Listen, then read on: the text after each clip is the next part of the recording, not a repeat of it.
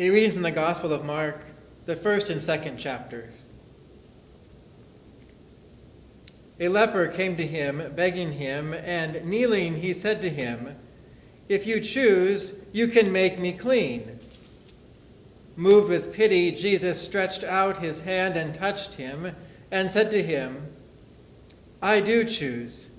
Be made clean." Immediately the leprosy left him, and he was made clean. After sternly warning him, he sent him away at once, saying to him, "See that you say nothing to anyone, but go show yourself to the priest and offer for your cleansing what Moses commanded, as a testimony to them." But he went out and began to proclaim it freely, and to spread the word so that Jesus could no longer go into a town openly, but stayed out in the country. And people came to him from every quarter.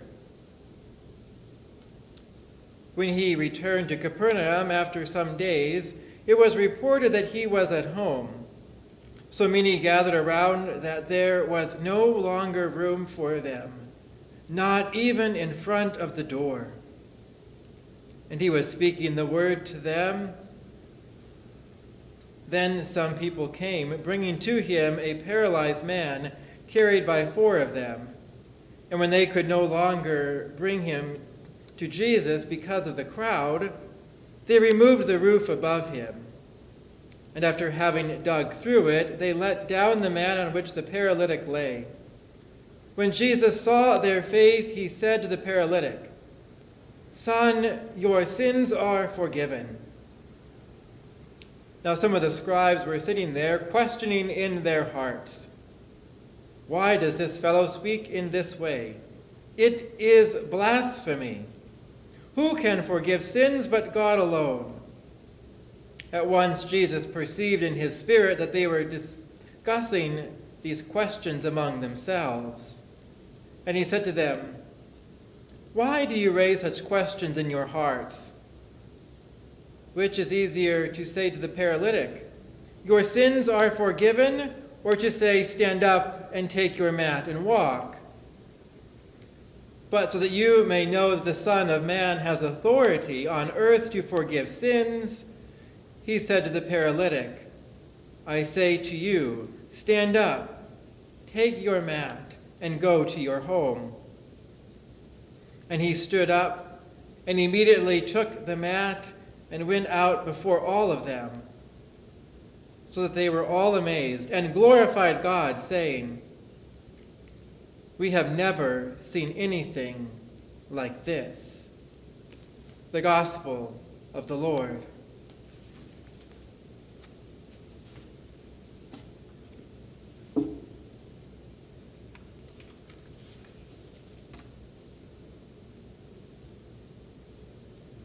The story from Mark chapter 2, telling of these people tearing the roof off the house to get their friend to Jesus, has captured my imagination in innumerable ways since last summer when Pastor Louise Johnson opened a leadership webinar with a reflection on this text.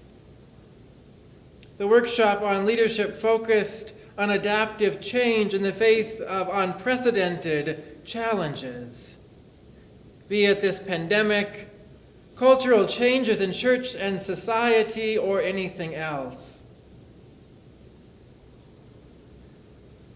The thing that stuck with me from her opening reflections was that no amount of strategic planning or brainstorming or contingency backups could have prepared these faithful friends for the challenge that would meet them that day when the door to the house where Jesus was so crowded that there was no way they could get their paralyzed friend through the assembly of people listening to Jesus. It is stunning to think that when their first plan was not going to work, the very next thing they do is start tearing the roof off. They dig a hole through the thatch big enough to be able to lower their friend, confined to his mat, down to Jesus. The faith of these friends leads them to go through the roof to get to Jesus. For the past several months now, I've been thinking about the urgency. This urgency to get their friend to Jesus. This urgency that led them to the drastic action of tearing the roof apart. I think about the many challenges before us today, so that many different contexts. So many things seem so impossible. So impossible to get through, as if taking a man on a mat through an overcrowded doorway.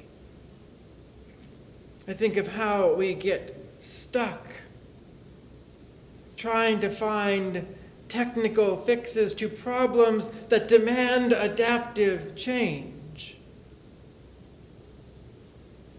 We want a new tool or a new technology to do the work for us, but these new challenges that are before us demand the faith of these friends, faith that tore open the barriers between them and getting their friend to Jesus.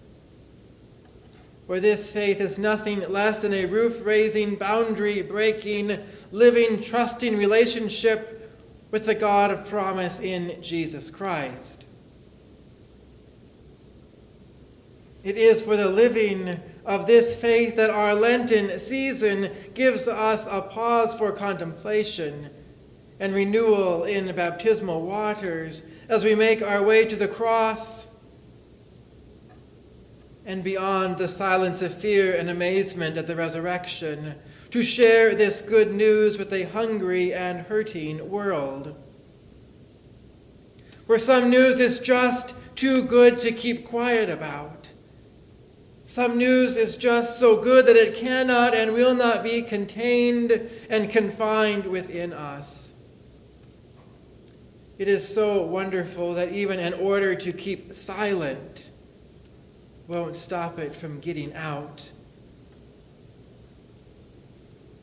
The leprous man that Jesus healed didn't just experience a physical healing of his disease, but much more a social cleansing of all that kept him from the normal business of human relations in daily life.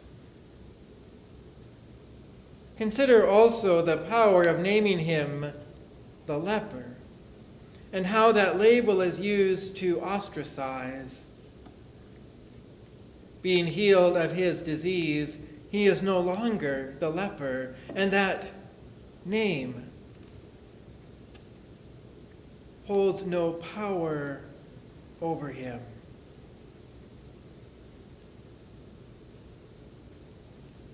We too use the power of naming to keep people on the margins of society and to separate them from the normal interactions of societal life. We too define people by their condition like an illness, as if it is the entirety of who they are.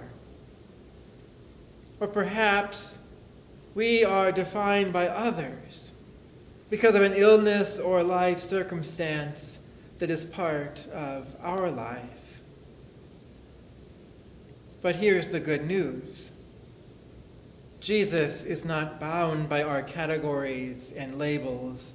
Jesus does not operate according to our rules and regulations for who is in and who is out.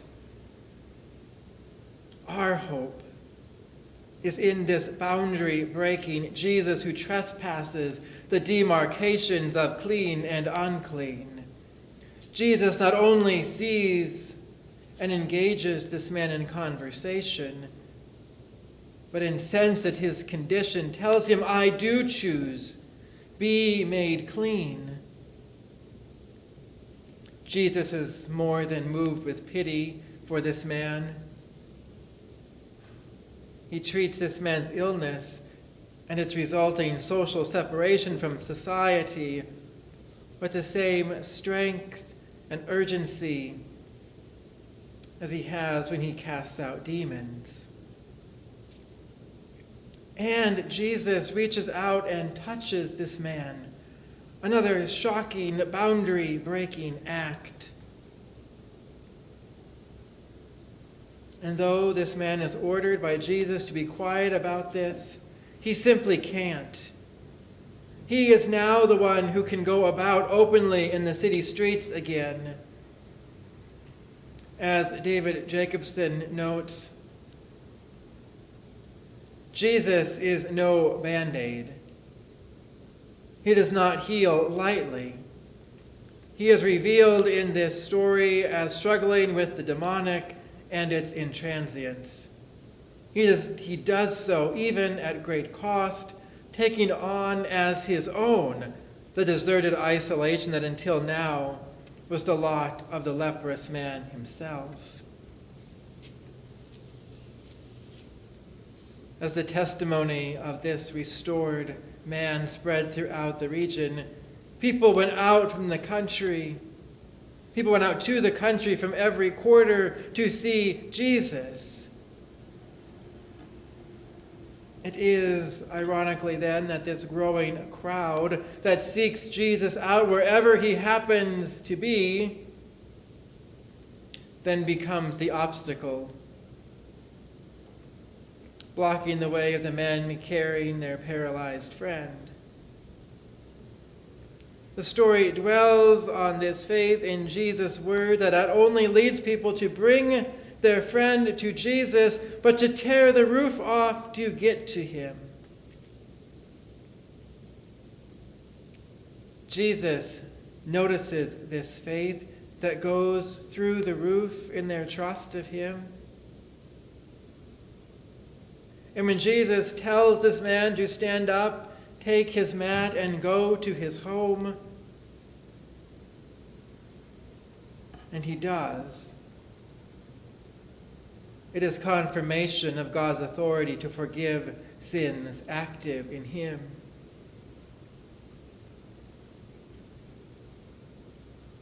Jesus meets this through-the-roof faith of the people desperate to get their friend to Jesus with an equally stunning revelation of the reign of God come near in him and his authority to forgive sins. It creates struggle and tension.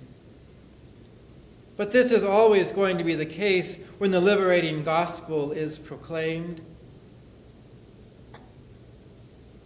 Jesus touches the untouchable, and it cost him the freedom to move about openly in the towns, while granting it to the one restored to life. Jesus declares a paralytic sins forgiven on account of the faith of his friends. But this also upsets the religious leaders and their understanding of how things are supposed to be. This faith that crosses boundaries of division for societal healing, this faith that tears the roof wide open to get to Jesus is yours because of the one who could not be contained by even death itself, but was raised to make all things new and to meet us in our need of healing.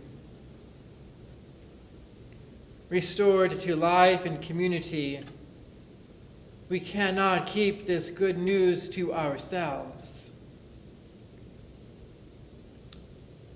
It is so good, so good that people may just go through the roof on the trust that it's true.